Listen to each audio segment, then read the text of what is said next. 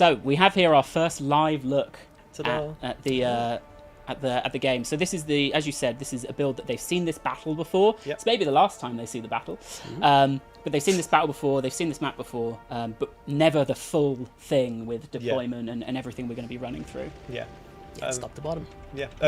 You'll see a lot of your very familiar stuff here. Obviously, deployment is there. Deployment is part of Total War. Yeah. But again, in terms of the style of the map and the kind of map that it is, it's not miles away from the sort of map that we've had in previous Total War titles. We do have a big spectrum of different kinds of maps, of course. So we're going to have more dense maps. We're going to have more sparse maps. This one sits on the sort of more sparse side of things, but it's not the completely flat. I want to say tournament style map, necessarily. But it's got some interest in it. But it is a good sort of it's a good middle ground. Yeah, exactly. Presents a few different things. Exactly. Presents some denser areas, some open areas. So it's a pretty good show map. We should check out that lovely sunset because it is. There we go. that is beautiful. It's and grim look dark. at that cannon. Yeah, I can hear everyone going yapping. But it's lovely. Take it in, isn't it lovely? People Look, and a huge amount of work is going into making sure that we capture the feeling, the grim dark, the scale, everything. So massive kudos to the art team for pulling off something that looks this wonderful. Someone called me out very accurately of where's the closed beta sign up. That's on the clips that we'll show later, but you're welcome to Google it and find it yourself before that QR code comes up. So we'll talk about just a couple of things here before we actually jump into the battle, because some of this UI is brand new, right? So we want to make sure people understand exactly what they're seeing there. So should we start with reserves? Yeah, let's go for it. Will, do you want to click there? There you go. Ta-da! So massive disclaimer again. Like the actual that panel itself. As of very recently, completely changed. It is still a panel, but we have strategic reserves. So a big part of this game is basically teeing up the forces that you're going to bring into the battle from your campaign, and having them come in their various different ways. So you may have some opportunity to sort of shuffle some units around during deployment, like what do you want to have your starting army as. But then there will be more restrictions as well. Let's say you're playing Space Marines and you have a fleet in orbit. You'll have some people racked up on that fleet that you won't necessarily be able to start the battle with, but you can join the battle with them throughout using the strategic reserves panel, bringing them in via very violent and upsetting ways such as drop pods. We don't have sorry, Pedro. I was going to say, like, you'll have to consider at deployment whether you want to bring your full force in or if you want to keep some stuff in reserves so that they can fly in on Thunderhawks later to surprise the enemy. But we're playing the guard. We are. And the Astra Militarum, they do have Valkyries. They hoof it. Yep. Yeah, but we tend not to send them down via drop pod because they are human, they are squishy, and they wouldn't survive that kind of impact. So the guard's playstyle is much more about bringing reserves up the field to sort of meet the enemy and hold the line effectively. Yep. So which a bit more like classical Total War reinforcements. Yeah, with more control over who and when and where, basically. Then there's two other things we'll touch on before we get to battle. Actually, do you know what? People seem pretty interested in what we're saying rather than having a go at me for not telling Will to press start battle. So there's two rows of icons above the mini-map there. What are they? Oh, they're different things for starters. They are. So we have the bombardments that you're going to bring into the battle, and again, all work in progress UI. But the explosive, powerful ordnance that you have from off field, or again from your fleet, that again, due to your campaign situation, you will have teed up before this battle. So let's say, in this case, actually, we have our Death Strike Godspear warhead, which is that is coming from off field, right? That is an artillery piece sat off field, ready to get involved. We've done it in our campaign, but we do have a fleet in orbit as well. We have our Lance Strike, and we have we have some Valkyries at the ready. Yep, ready to drop in some missiles. So we've got a bunch of different bombardments that we can drop in, and then we have our army abilities, or in this case, the orders. Yeah, regimental orders. So the Astra Militarum has this mechanic where you can enact orders that will spread to units that are within range of Voxcaster.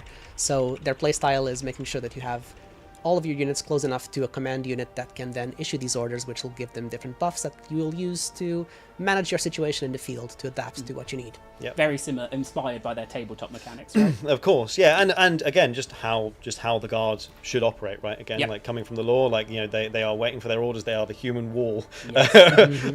So part of that playstyle with the guard that we'll hopefully see if Will's Will does his does the best he can. I'm Is presenting that strong front and meeting the enemy in the open and then crashing against them and reinforcing. So we'll see how that goes. Fantastic. Well then, we got a lot else to talk about, but I think we can start the battle and start touching on some of it as Will battles the orcs. Let's go. Okay, go on then. So one thing to point out is the Cassicans were not in the deployment zone. No. So they had forward deployment. Yeah, vanguard forward deployment. scouts. Yeah, well, classically Vanguard deployment, but forward scouts. Yeah, so they are able to deploy from the front, obviously with some limitation, and scout out the battlefield for you and have better vision, better visibility.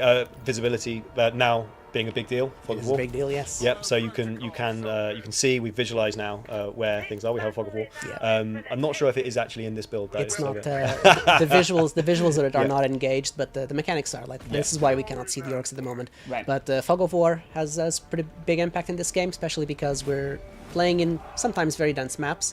Buildings, other obstructions will block your Fog of War. So part of the strategy might be to destroy sightlines to be able to see where the enemy are coming from. And we see one of them approaching right now. Yeah, it's a very eager battle wagon who's brave. currently being very brave and being a little bit suicidal to drive. Oh, I towards mean, us. yeah, I didn't But, see what he was going up against. No, that's what he's met a Baneblade. At this point, he's probably made the decision that it's worth just going in and going ham. And he's gone. So he's done the best he can, and he smashed over some cover, Yes. which is probably worth talking about a little bit. Will moved some people into cover here on this left ruin. Yeah. And you can see that they'll filter into positions, basically. So we really wanted to keep it as close to the standard control as possible. So this is just part of the drag out. When you're dragging out a unit over a cover zone, they will populate the positions within there. Oh no! Oh no! And that's what you do if you don't want the opponent to get cover. It's all good. A bombardment's coming in, so this is all going to get a little bit messy. That Baneblade's trying to contribute though. Which is going to be a rough time for our poor guardsmen. So what this gives us a nice opportunity to talk about is the destruction of cover and how that works too. So we have cover zones. They are pre-established within the map, and it's a combination of the simulation of the actual projectiles being fired and hitting those cover pieces. Those can be destroyed, but within those cover zones as well, we are doing a few things to sort of keep it established. Yep. So we have a concept of evasion, and as long as you're within a cover zone, you're slightly harder to hit. The enemy is more likely to miss you. And what gets destroyed does leave behind a little bit of detritus, as you can see. So basically, there's always a little bit of effect there. What we didn't really want is for players to have to sort of constantly think about, is there cover there? Isn't there cover there? Yep. Did it move? Did it get fully destroyed? So there is an impact. There is a simulated impact. It will become slightly less effective, but it still holds on to some of its teeth. Yep. Which is we're finding to play really nicely. Yep. But this is the point of coming to closed beta, right? Is to start to really actually fence this with everyone that is going to spend, I hope, a great deal of time like we are playing this game and enjoying it, and figuring out where to take it and how to sort of really dial into the guts of it. Yeah. It's gone really well on that left flank, hasn't it? They've thrown everything at him. So Maybe some reinforcements at the Here back comes for the a second kitchen wave. sink. Yeah, maybe get the Baneblade involved, but no, the cover zones. Most of the areas in this map that you see that have tons of cover pieces have sandbags, like look fortified. These are the proper cover zones that'll give you both the simulated impact and the buff. But staying behind positions of cover can also exist in some other contexts. For example, if you bring in a very, very large bombardment, it will make a crater. This crater will allow you to dock some units to it to have the simulated benefit of being behind something that cannot be shot at. But in those cases, you won't get the buff because this is not a fortified zone. It's not prepared for cover. It'll give you some advantage, but not quite the same advantage as these areas of the map that are specific for it. So you get some benefit out of it, and there is some really fun sort of like emergent gameplay that can come out of, are we about to drop the bomb? Oh, okay, all right, all silence for the bomb. Here comes the death strike. So this is lovely. I love this. So yeah, you can see it's left behind like that crater there. Obviously that's a massive one. You'll probably get more effect out of the smaller ones that pepper things, and you have different bombardments with different sorts of cadence of explosion that will create different sizes of crater and stuff. Yep.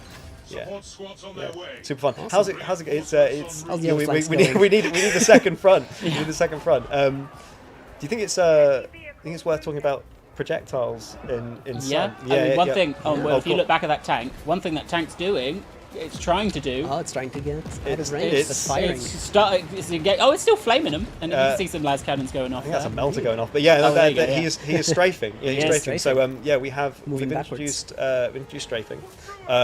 It's a modified movement basically. For your mouse and keys, you can hold down Alt as you drag out.